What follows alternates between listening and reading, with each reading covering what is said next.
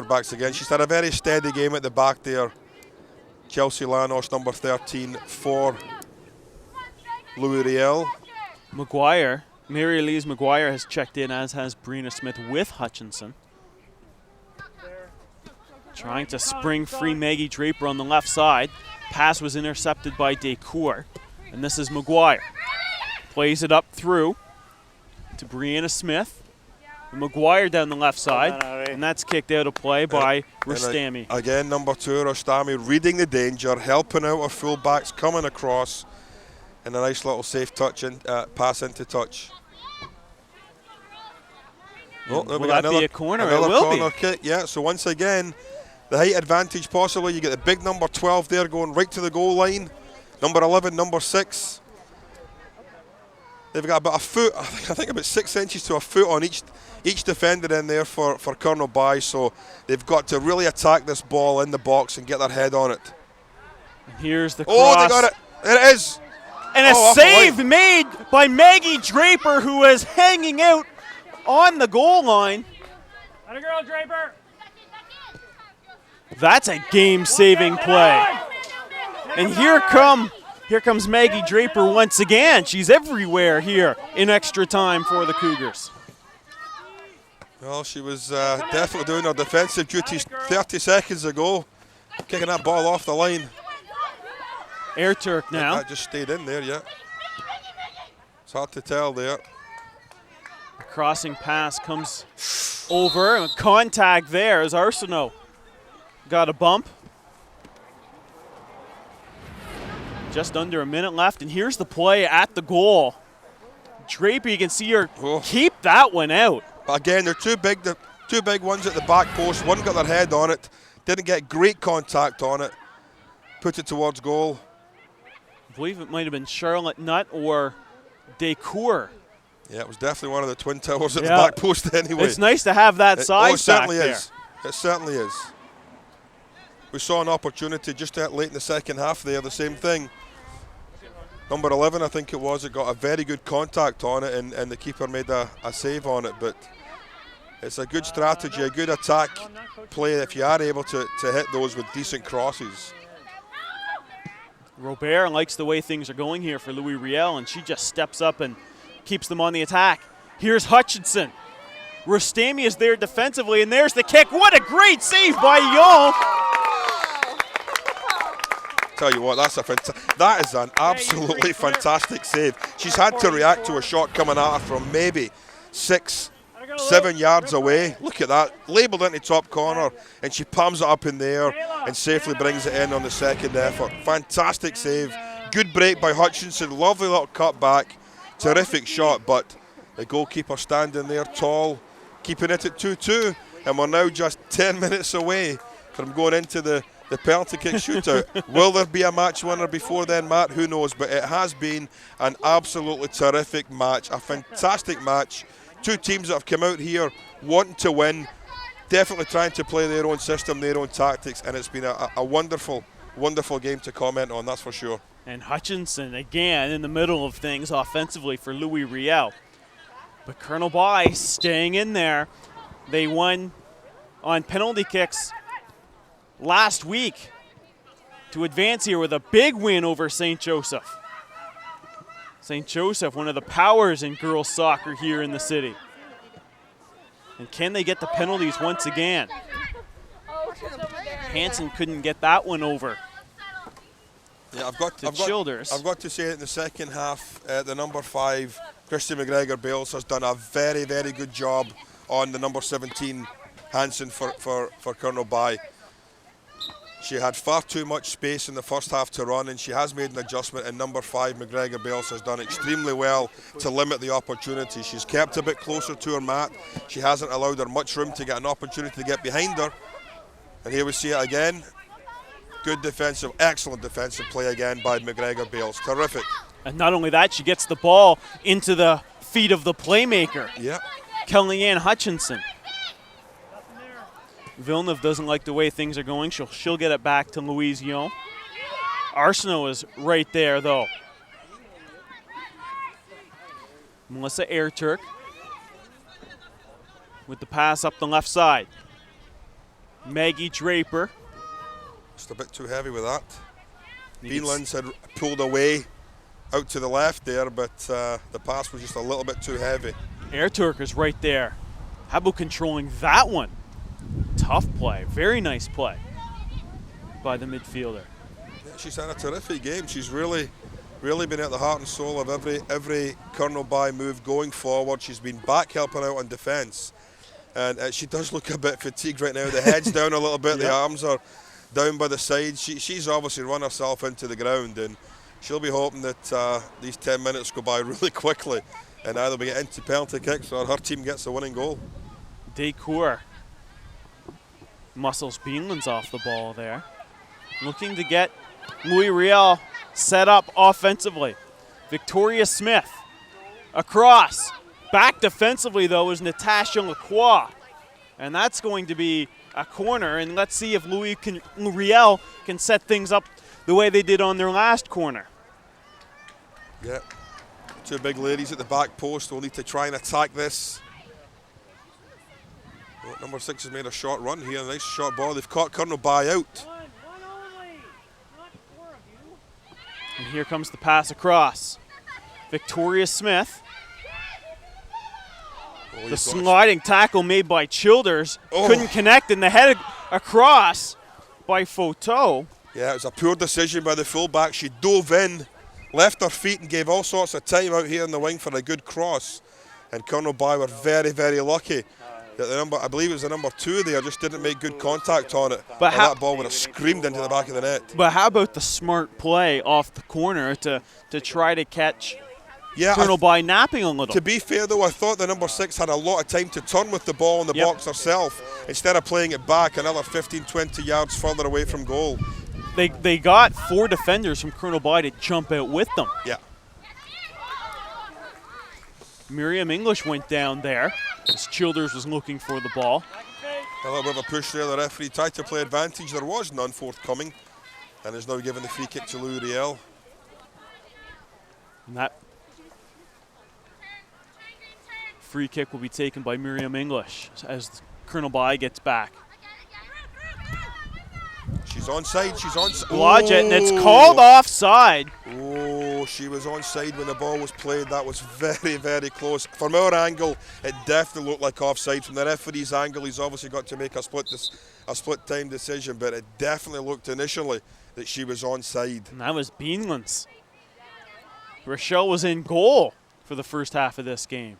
Very good goaltender. Made a great save early on when Louis-Riel was up 1. Beanlands made a fantastic save to keep it at 1, and shortly thereafter, Colonel By tied it. Really changed the complexion of this match. We're tied at 2 in the second half now of extra time. Penalty kicks await should there not be a goal scored. Oh, what a ball. In between What now a and ball. then. On the outside, Maggie Draper. Oh. Chelsea Lanos got in there. Yeah, pushing the back there. There's a free kick for Louis-Riel. And you mentioned Chelsea Lanos coming back, and it pays dividends right there. Good defensive cover, but what a fantastic ball by Airturk there. Terrific ball. Slipped in between the 2 defenders, and unfortunately for Colonel By, they were not able to get a decent shot away. Up towards the center line. Smith plays it inside.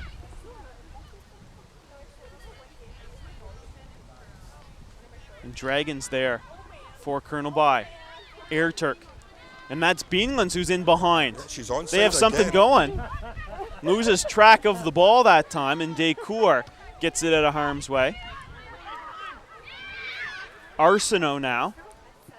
Along the center line for Miriam English. Plays it forward, but Villeneuve is there. And Colonel By. Time's ticking away here. Brianna Smith, number 12, in the corner, and that will go out of bounds, out of play. And again, Rostami doing a good sweeper's job, just mopping up behind the defenders, helping them out and clearing the lines very well. She's had an extremely good game today, Rostami at the back, number 2. You're up against this high-power octane offense here for Louis-Riel. As a sweeper, your job is massive. Oh, she's caught in possession here. Beanlands plays it for Rachel Dragon. Oh, you've got to pass that earlier. And that's Brooke Hansen, who was trying to stay on side, and she was just muscled out of the way by Miriam English.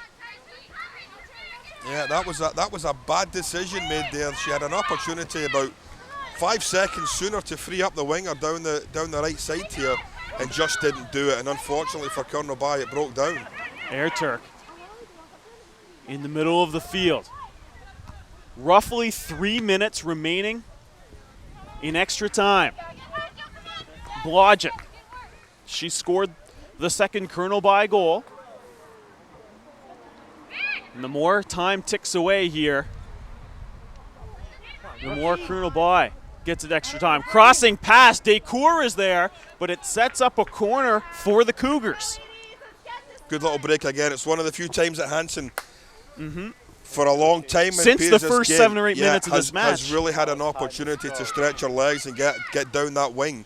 Good ball across, and the big number 11 there at both ends of the park, getting her head on it. Villeneuve back for Childers, but was deflected there. There's a big break here. Look at this. We got one. And this is Hutchinson, who has been held in check by the Cougars in this second half. Oh, she's through. McGuire is through on the right side. She's free, trying to get the ball to Hutchinson. Hutchinson has broken through with the shot and the goal. Hutchinson has scored late in extra time, and the Rebels have a 3-2 lead. Yeah, the break was on. It broke down for Kernobye. They didn't take their opportunity in getting it forward. They lost possession, and the ball was quickly transitioned up to Hutchinson. 1 or 2 passes later, the ball gets into her feet, and as all good strikers do, she knows the way to goal. She's still got a lot of work to do here when she gets the ball at the edge of the box. 1 touch, 2 touch, in between the 2 defenders. Her strength takes her through, and that's a cool, composed finish. 3-2, and that quite possibly will really knock the stuffing right out of Kernobye. Kernobye has roughly 2 minutes to get the equalizer. If they don't, Louis-Riel will claim the city championship. Possession of the ball becomes so important for Kernobye as they watch McGuire and the Rebels take control. Lacroix. Along the far sideline come the Rebs. Come the Cougars, rather. It's just a big lump the ball up the park. There's no point in having 5-6 defenders back here. You've got to get up the park. Looking to free Childers. Good defensive play. Childers coming down the right side. Hansen's there as well. Onside, yeah. She was onside. The defender at the far side had played her on. Just the ball was just a bit too hard. And not much time to go. A minute, depending on how much extra time is played. Or injury time after this. I don't think there'll be any. Can't be any. I really don't think there'll be any at all. So Childers throws it in. Blodgett muscled out of bounds. She throws it in. And the quick shot on goal by Rachel Dragon goes wide, as Hansen goes up to put the obligatory pressure on Carolyn Robert. Robert kicks it down, and every time you see the ball come down this way, you wonder if there's going to be enough time for Kernobye to go on the offensive and create a scoring opportunity. Yeah, I really don't think there's much time left at all. And that one gets through. I think it's probably all over soon. Miriam English. And that's going to be called.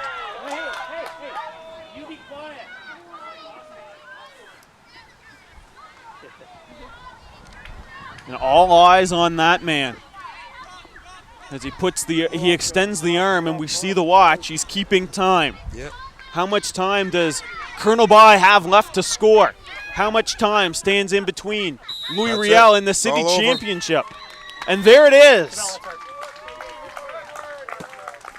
Louis-Riel are the city champions with a 3-2 extra time victory over the Kernobye Cougars. I tell you what, I mean, you've got to give tremendous thumbs up to Kernobye for coming here today, giving giving their all, 110%. The old cliches, everyone you want to throw out there.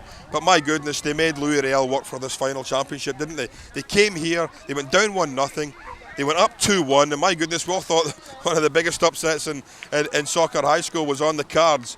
Louis-Riel showed their championship calibre, came back within 5 minutes, tied it up. And then, for me, one of the two players of the game, the player of the game for Louis-Riel most definitely was the number 4 Hutchinson. Our second goal of the game, less than 5 minutes to go in the game, sticks it away. Very cool, composed finish.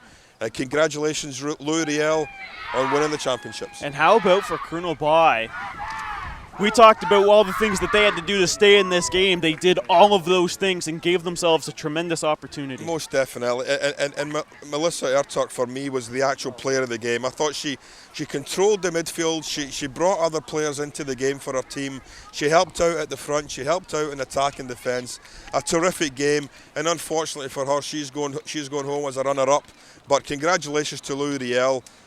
3 goals. They probably expected that. They sure as heck didn't expect to give up 2.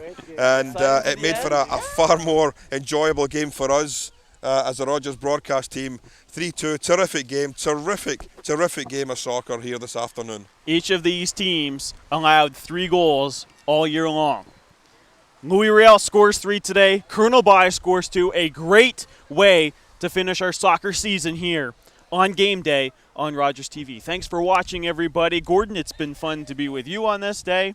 Louis-Riel, city champions in senior girls soccer. Thanks for watching, everybody.